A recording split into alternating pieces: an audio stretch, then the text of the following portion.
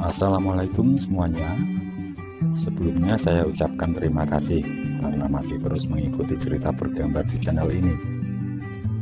Dan untuk kawan-kawan yang belum subscribe ke channel ini, dukung saya ya. Klik tombol subscribe dan klik logo lonceng untuk bisa berlangganan gratis di video cerita bergambar selanjutnya. Oke, sebagai imbalannya kali ini saya akan coba menggambar sekaligus bercerita tentang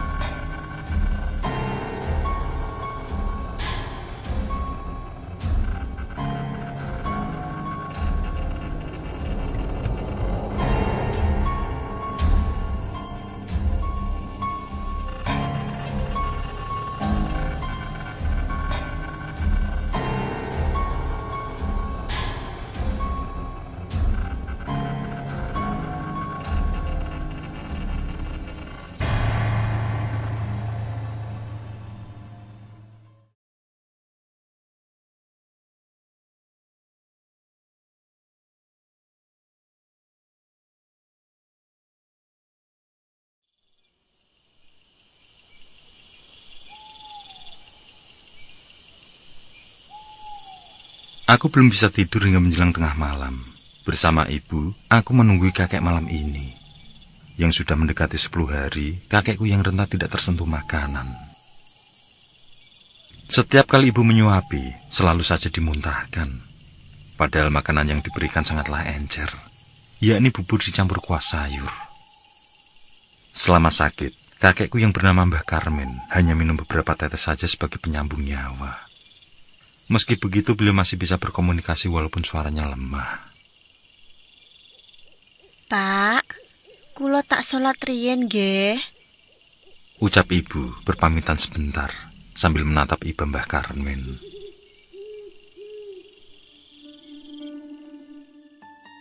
Memang selama ini kami saling bergantian dalam menjaga kakek. Di siang hari, ayah dan ibu berbagi waktu.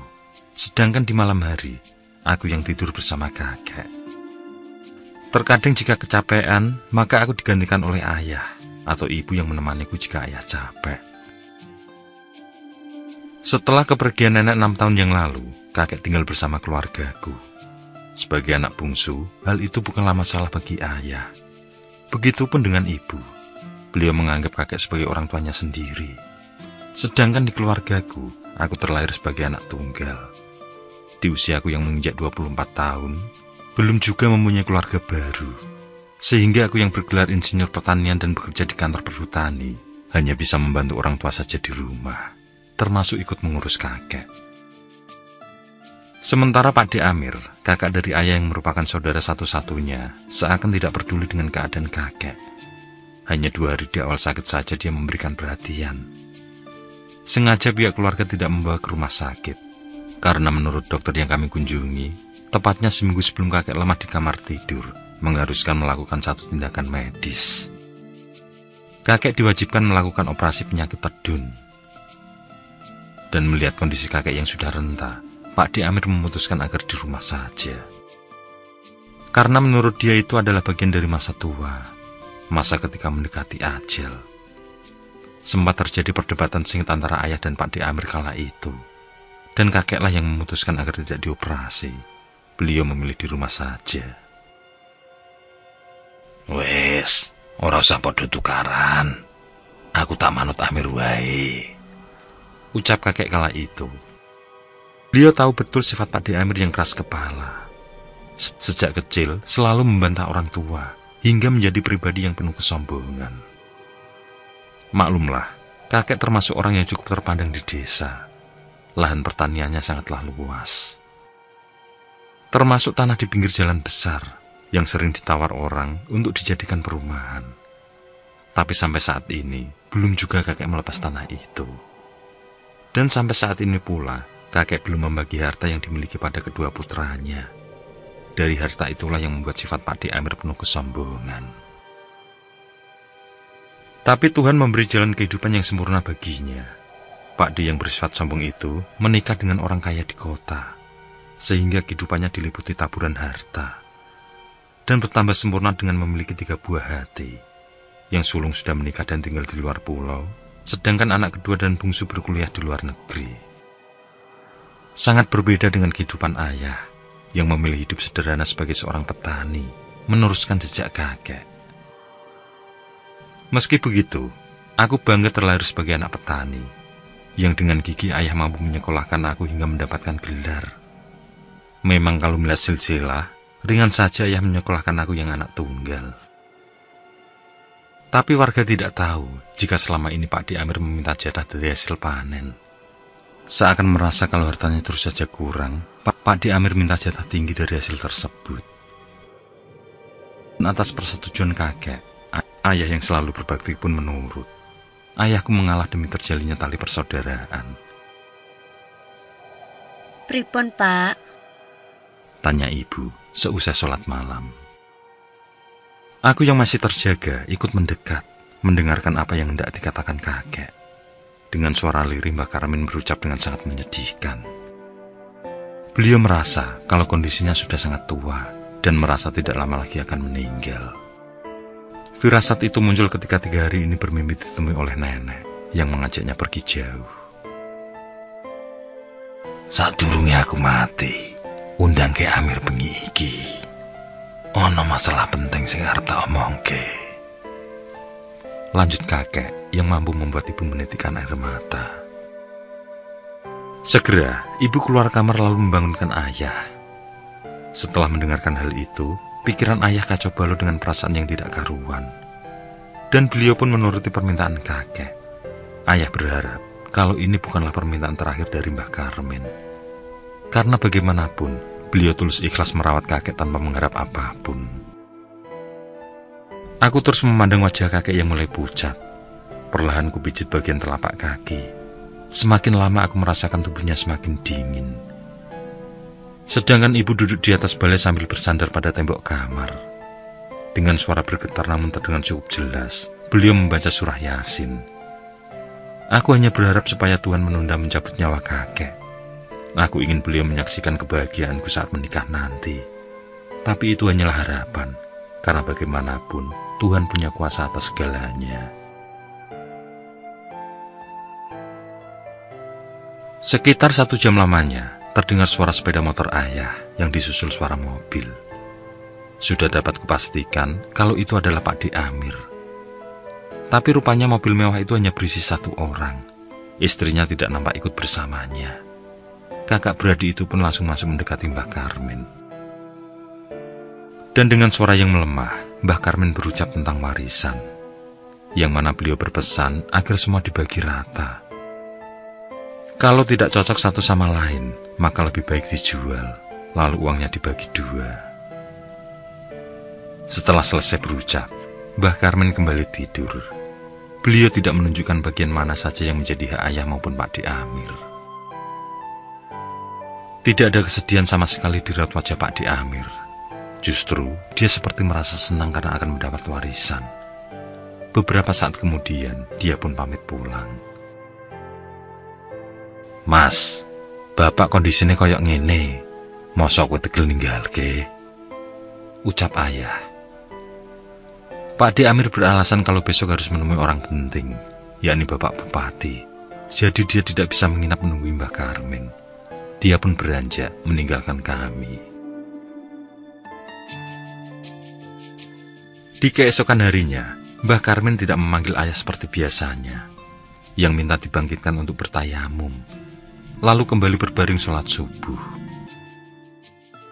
Kami bertiga yang tidur beberapa saat setelah Pak Di Amir pulang, masih terlelap di kamar kakek. Tidak seperti biasanya kami mengantuk. Dan ibu yang secara kebetulan terbangun lebih dulu langsung melihat ke arah kakek. Pak. Ibu menggoyang-goyangkan tubuh kakek, namun tidak ada sahutan. Ibu langsung mengecek kondisi kakek. Tubuhnya dingin, denyut nadi tidak berjalan, dan tubuhnya kaku. Mengetahui kakek sudah meninggal dunia, ibu kemudian berteriak sambil menangis. Seketika, ayah juga ikut terkaget dan terbangun. Meskipun ayah ikut menangis, Tapi dengan hati yang kuat, beliau menyuruhku memberitahu para tetangga, termasuk Pak RT, supaya kabar duka tersebut diumumkan di masjid. Namun sebelumnya, kami tetap menjalankan kewajiban sebagai muslim. Di tengah duka tersebut, kami saling bergantian sholat subuh yang waktunya hampir terlewat. Pukul 11 siang semua orang masih menunggu jenazah berangkat. Terdengar cukup riuh, mereka saling berpendapat. Itu karena Pak D. Amir yang ditunggu kedatangannya tidak juga menampakkan diri. Padahal menurut Ardi, tetanggaku yang pagi tadi memberitahu Pak D. Amir bahwa Pak D. Amir akan datang pukul 10. Tapi ucapan itu tidak ditepati. Padahal jasad Mbah Karmen sudah siap berangkat sejak pagi tadi. "Pripun Mas? Saged mangkat sakniki?" tanya Pak Modin. Lelaki yang masih cukup muda itu melihat para pelayat sudah mulai pulang, sehingga bertanya pada ayah. Dengan terpaksa, ayah mengiyakan ucapan Pak Modin. Sebelumnya, Pak Modin muda memberitahu bahwa dalam ajaran Islam, orang meninggal dianjurkan untuk segera diurus proses pemakamannya, dan itu termasuk mensolatinya. Pemakaman jenazah dianjurkan tidak ditunda-tunda atau diulur waktunya. Salah satu alasannya ialah agar secepatnya memperoleh ganjaran alam kubur. Kendati demikian, sholat jenazah boleh ditunda karena alasan-alasan tertentu. Misalnya, karena menunggu kedatangan dari keluarga yang menjadi wali si jenazah. Bagaimanapun juga, wali dari jenazah adalah orang yang masih berhak menjadi imam sholat jenazah keluarganya. Wali jenazah yang utama ditunggu terdiri dari urutan yang paling berhak menjadi imam sholat jenazah, yakni mulai dari bapak, kakek, anak laki-laki, cucu, ahli waris yang sesuai dengan urutan hak warisnya, serta anak keluarganya. Akan tetapi, wali dari jenazah boleh ditunggu selama kedatangannya tidak dalam jangka waktu lama. Jika diperkirakan bahwa menanti wali dari jenazah bisa lebih dari seminggu, atau jenazah menunjukkan tanda membusuk, hukumnya haram ditunggu, dan jenazah harus segera disolatkan, lalu dikebumikan. Menunda sholat jenazah juga diperbolehkan selagi dalam jangka waktu pendek, misalnya menunggu hingga jemaah berjumlah 40 orang. Hal ini disebabkan adanya sunnah menggenapkan orang yang menyolatkan jenazah hingga 40 jemaah. Selain itu, sholat jenazah juga boleh ditunda dalam keadaan tertentu. Semisal seperti mensterilkan jenazah yang mengidap penyakit menular, yang menurut dokter harus ditangani secara khusus, atau untuk keperluan otopsi dalam penegakan hukum hingga penelitian medis. Untuk menunda proses perawatan jenazah, penting kiranya untuk menanyakan kepada keluarga bersangkutan agar bermufakat terkait hal tersebut. Sebab pada dasarnya, memandikan, mensolati, dan menguburkan jenazah harus segera dilakukan, dan jika memungkinkan tidak ditunda-tunda pengerjaannya. "Nggih Pak, mangke Mas Amir nyusul mawon," ucap ayah. Tepat saat pemberangkatan jenazah, datanglah Pak D. Amir bersama istrinya. Pasangan kaya raya itu tidak menunjukkan rasa bersalah juga bersedih. Tidak ada raut kehilangan di wajah mereka.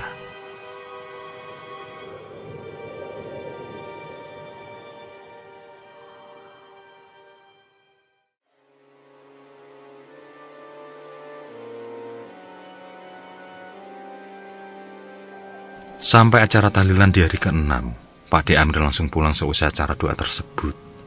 Segala macam perlengkapan kematian kakek, termasuk makanan dan kebutuhan tahlil ayahlah yang mengurus. Pak D. Amir sama sekali tidak peduli. Sungguh suatu hal yang buruk telah diperlihatkan. Tidak ada pikiran jauh di masa lalu tentang kakek yang merawat dan membiayai segala kebutuhan hidupnya. Juga dari kakeklah dia bisa menjadi orang yang sukses dan terpandang. Padahal, selama ini hubungan mereka baik-baik saja. Tidak ada masalah antara kakek dan Pak D. Amir. Begitupun dengan keluargaku. Kami selalu rukun. Hanya saja, sifat Pak D. Amir yang membuat kami sungkan, meskipun keluarga sendiri. Sehingga antara kami jarang berkomunikasi. Di hari ke-7, Pak D. Amir bersama istri pulang agak lambat. Ternyata dia ingin membahas tentang harta warisan. Dia minta agar ayah menurut padanya, karena dia adalah anak tertua. "Mas, masalah kuwi diomongke sesuk-sesuk wae. Mosok lagi rampung mitung dino wis ngomongke warisan, ucap ayah. Pak D. Amir tidak peduli dengan Pak RT dan dua tetangga lain yang masih bergabung ngobrol dengan ayah. Dia berkata kalau kesehariannya terlalu sibuk, hingga tidak ada waktu membahas masalah itu. Segera, ayah mengajak Pak D. Amir masuk ke dalam. Beliau tidak ingin jika masalah pribadi itu didengar orang lain. Tapi Pak D. Amir menolak. Dengan tegas, dia minta jatah warisan 70%, sedangkan sisanya yang 30% adalah ayah. Mendengar hal itu, ayah minta alasan pada Pak D. Amir. Mengapa dia tidak menuruti amanat kakek yang memberikan warisan sama besar, tapi justru membuat keputusan yang bisa memutus tali persaudaraan? Karena apa yang diinginkan adalah sesuatu yang salah. Di mata warga pun dia salah, apalagi selama ini ayah yang sudah merawat kakek, termasuk membiayai segala perlengkapan kematian. Jadi seharusnya ayah yang mendapat bagian lebih besar, bukannya dia. Pak D terdiam, tapi beberapa menit kemudian disusul dengan memaki ayah yang tidak mau menuruti ucapannya.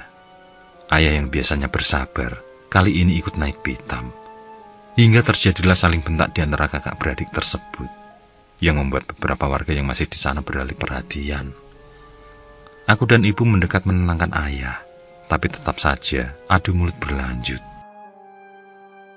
Mir, Din, bapakmu ninggal lagi mitung dino. Apa ora sakake yang dugikir masalah warisan? Ucap Pak RT di tengah pertikaian tersebut. Bukannya turun tensi, justru Pak D. Amir meminta Pak RT agar jangan ikut campur. Keserakan yang kelewat batas, sungguh tidak tahu malu. Harta yang sudah berlebih masih saja kurang, sedangkan istrinya ikut-ikutan membela sang suami. Pada akhirnya, Pak D. Amir memaksakan kehendak. Din, yen kowe ora gelem nurut, keluargamu bakal mati, anjam Pak D. Amir. Mendengar ucapan itu, Pak RT pun kembali angkat bicara. Beliau menasihati bahwa Pak D. Amir bisa dihukum jika dilaporkan pada pihak berwajib, karena telah melakukan pengancaman terkait nyawa. Kemudian beliau menyuruh agar Pak D. Amir pulang, dan pembahasan itu dilanjutkan dengan kepala dingin, sehingga akan ada titik temu tanpa perdebatan. Setelah kepulangan Pak D. Amir, warga yang masih ngobrol mulai memperbincangkannya. Dengan belak-belakan mereka saling berpendapat dengan kejadian tersebut. Tentu saja, ayah di pihak yang dibenarkan. Mereka menyalahkan Pak D. Amir yang tergesa-gesa minta harta warisan. Ditambah lagi minta jatah yang lebih banyak, yang mana ayah harus menuruti kemauannya. Tenang wae, Din. Yen ana apa-apa, aku ana ning pihakmu. Aku bakal ngewangi kowe, ucap Pak RT sebelum berpamitan.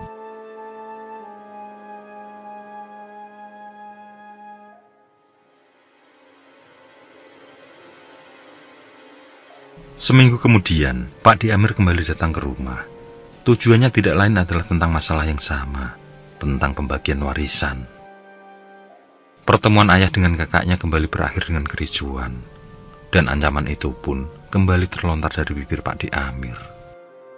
Yang tentu membuatku gemetar mendengarnya. Lagi-lagi diskusi masalah warisan itu belum terselesaikan.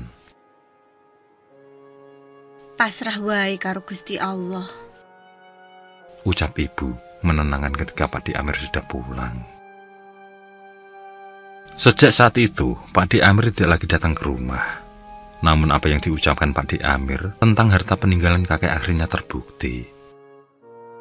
Menjelang 100 hari kematian kakek, tanah perkebunan, persawahan, dan lahan dalam kampung semuanya dijual tanpa sepengetahuan ayah. Sedangkan aset yang menjadi milik ayahnya tinggal kebun, sawah, dan kolam ikan. Kalau dihitung-hitung, semua memang 30% dari harta warisan kakek. Rupanya Pak D. Amir menggunakan kekuasaannya untuk kelicikan. Dia mampu menjual semua tanpa dibubuhi tanda tangan dari ayah. Atau bisa juga dipalsukan. Yang membuat ayah terheran adalah masalah sertifikat.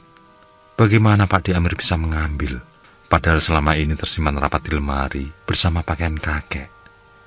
Kuncinya pun tidak pernah menempel di pintu. Dan kesalahan ayah adalah tidak pernah mengecek. Setelah semua terjual, barulah dilakukan pengecekan. Dan itulah yang terjadi. Semua sertifikat hilang, kecuali aset yang sengaja disisihkan pada ayah. Ada niat dari ayah untuk menggugat masalah itu. Tapi setelah melalui pertimbangan, hal itu pun diurungkan. Kami berpikir bahwa semua akan sia-sia. Bahkan bisa-bisa menghabiskan banyak uang. Karena pemikiranku, Pak D. Amir pasti sudah siap dengan segala kemungkinan. Ayah hanya pasrah. Mungkin bukan rezeki bagi keluarga kami. Memperingati 100 hari Mbah Karmin, ayah sakit perut sambil teriak-teriak setelah bubar tahlilan. Aku dan ibu panik melihat kejadian itu. Kami coba melakukan apapun agar sakit perut ayah mereda, tapi tidak nampak ada perubahan. Masih saja ayah sangat kesakitan. Pada akhirnya kami bawa ayah ke rumah sakit. Lebih ngerinya lagi, perut ayah semakin membesar saat masuk ruang UGD. Begitu dilakukan pemeriksaan, tidak ditemukan penyakit apa-apa, tapi kondisi ayah terus merasakan kesakitan. Meski sudah ditangani dengan seksama, kondisi tersebut masih saja berlanjut. Tidak ada perubahan yang terjadi, justru rasa sakit itu semakin merambat hingga ke kepala. Ayah pun terlihat sangat kesakitan. Pihak dokter terus mencoba melakukan pengobatan.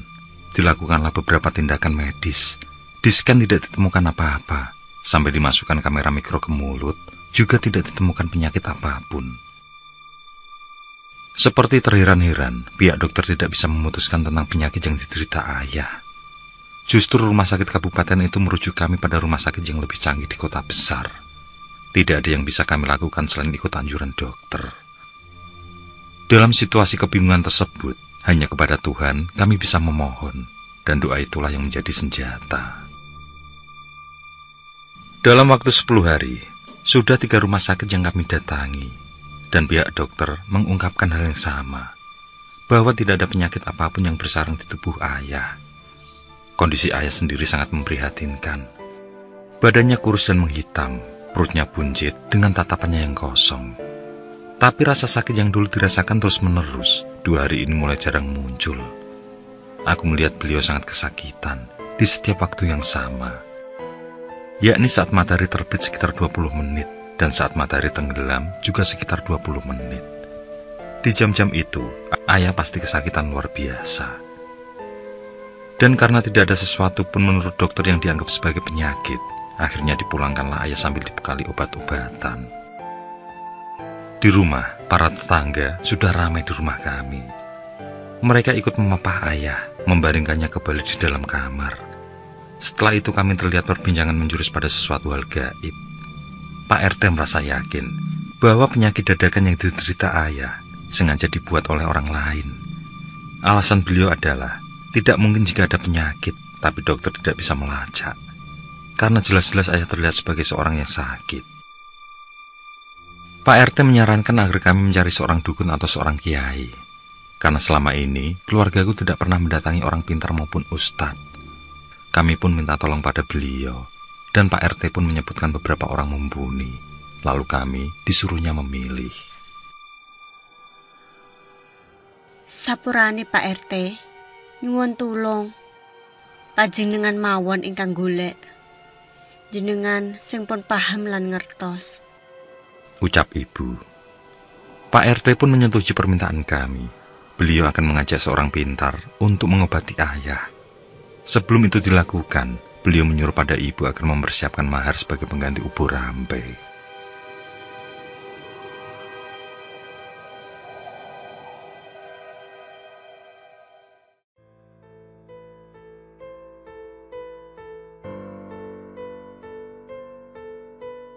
Dua bulan berlalu, setidaknya sudah beberapa orang pintar termasuk kiai melakukan pengobatan pada ayah. Bukan hanya orang pilihan Pak RT saja, tapi aku terus mencari tahu orang pintar lain di setiap daerah. Tapi semua belum membuahkan hasil. Tidak ada tanda-tanda kesembuhan pada ayah. Setiap hari kami terus berteriak sampai para tetangga merasa ngeri. Selain itu, orang pintar maupun ustadz yang datang, banyak yang memilih menghentikan pengobatan, seakan takut dengan sebuah ancaman gaib. Sedangkan 2 orang yang melakukan pengobatan secara serius dalam waktu 6 hari diketahui meninggal dunia secara tidak wajar. Selain itu, kami juga menuruti tetangga yang mengetahui keberadaan paranormal hebat. Namun sayang, orang tersebut hanya berniat mencari uang saja. Dengan berpakaian begitu meyakinkan bak seorang ustadz, tentu membuat aku dan ibu merasa yakin.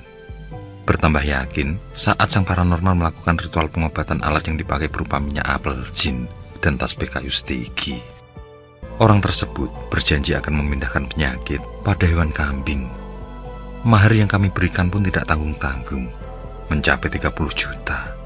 Tapi ujung-ujungnya, sosok paranormal itu hanya menipu.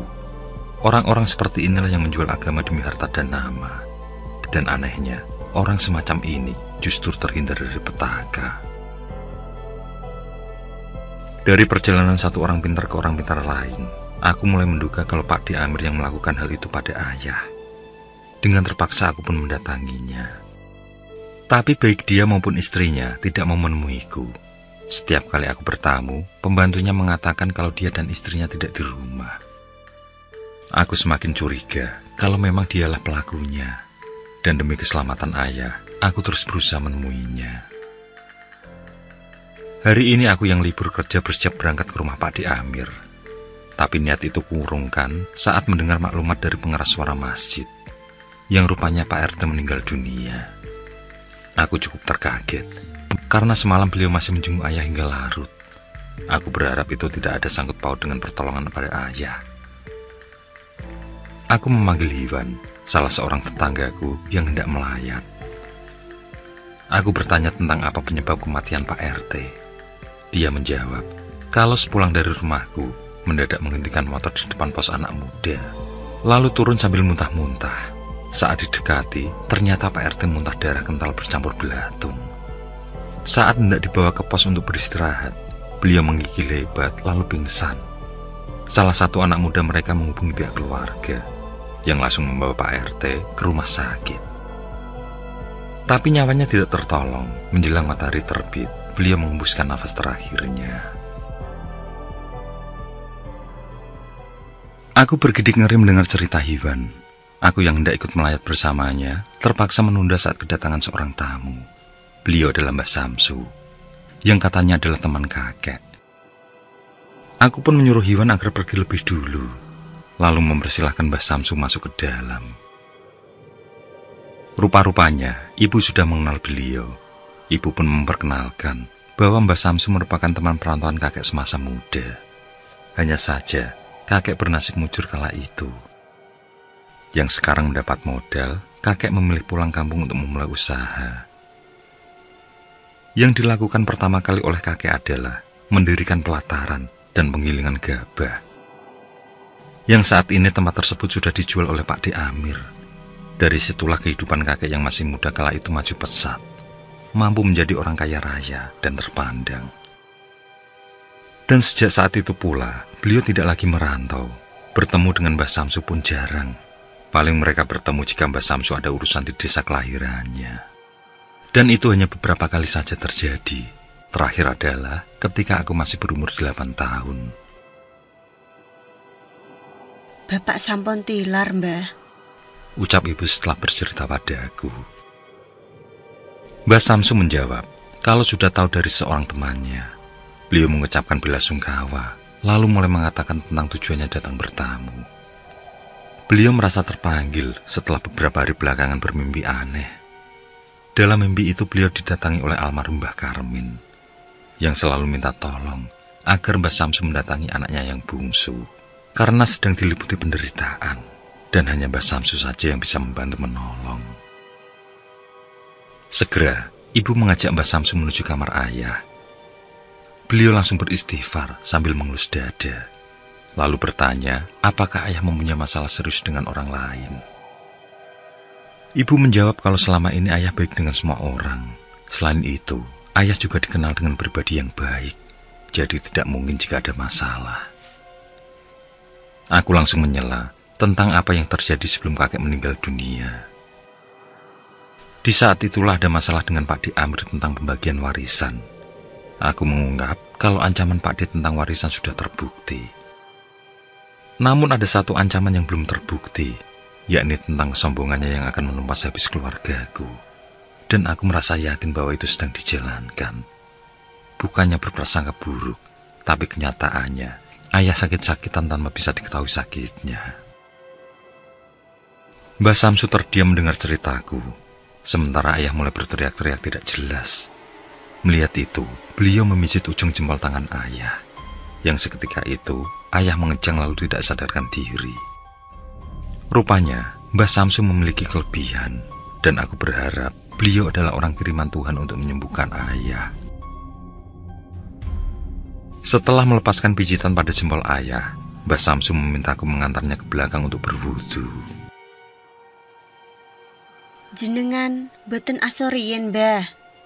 Ibu berucap dengan rasa khawatir.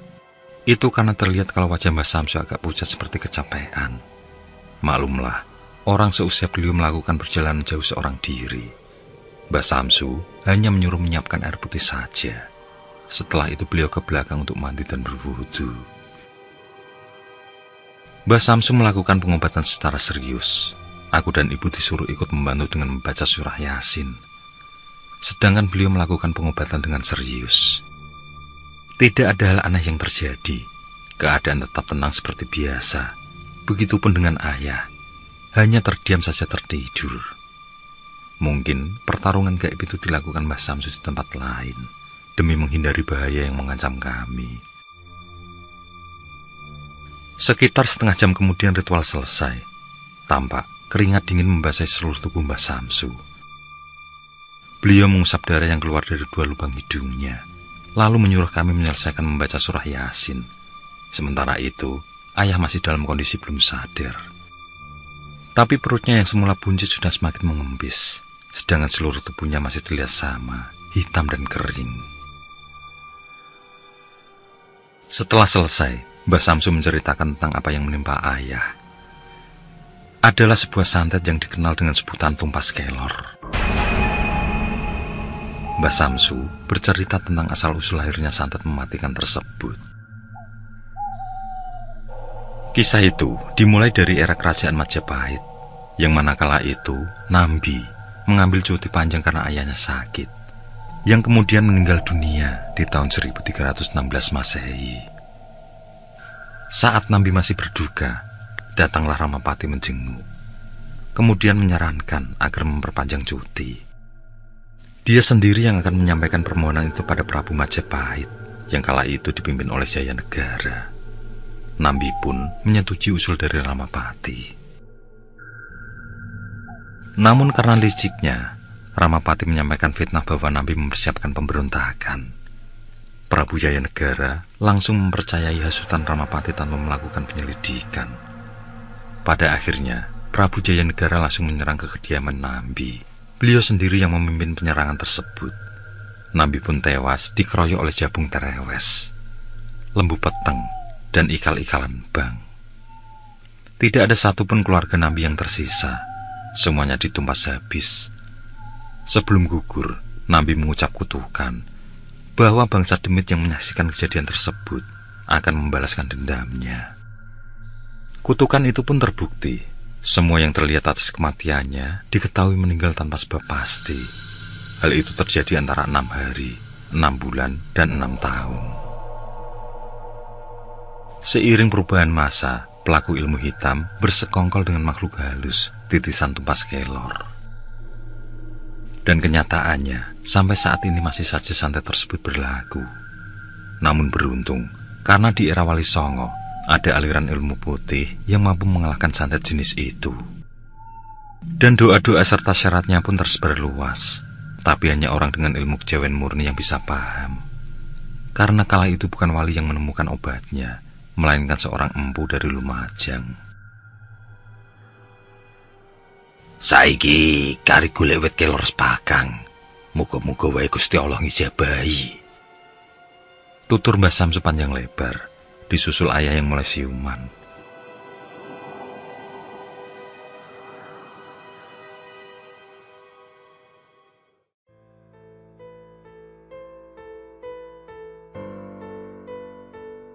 Setelah dipukul dengan daun kelor yang dicelup air yang dicampur dengan kembang 7 rupa, kondisi ayah mulai membaik.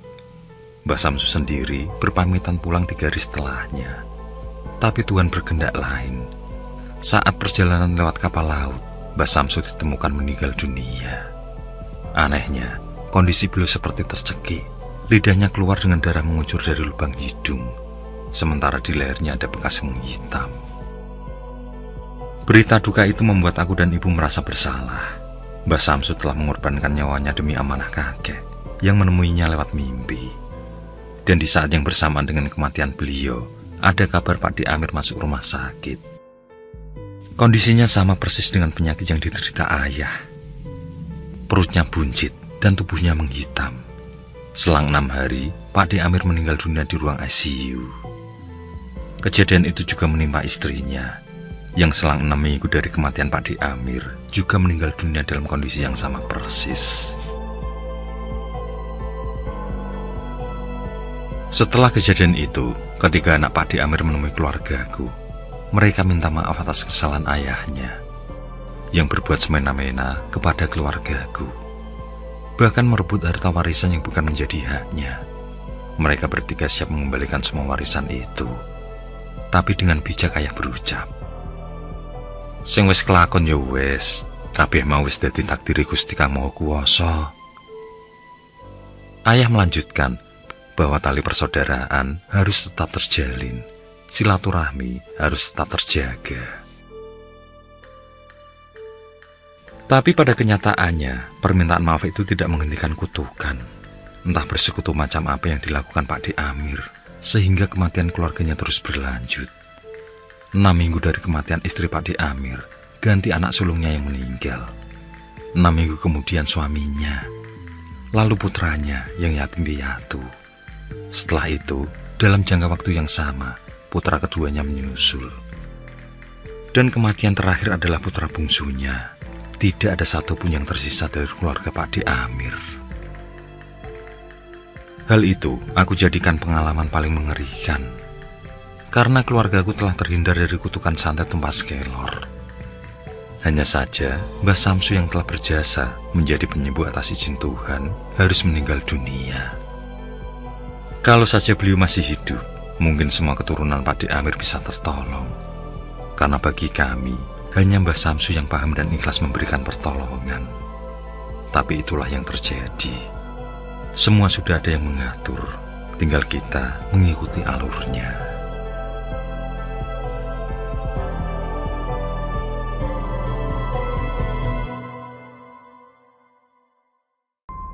Oke, saya kira cukup cerita kali ini. Untuk cerita-cerita lainnya, silahkan buka di bagian video dalam channel ini, di playlist cerita bergambar. Sekali lagi terima kasih ya. Jangan lupa like, komen, share juga boleh. Dan untuk yang belum subscribe, langsung klik tombol subscribe. Semangat berkarya. Akhirul kalam, wassalamualaikum warahmatullahi wabarakatuh.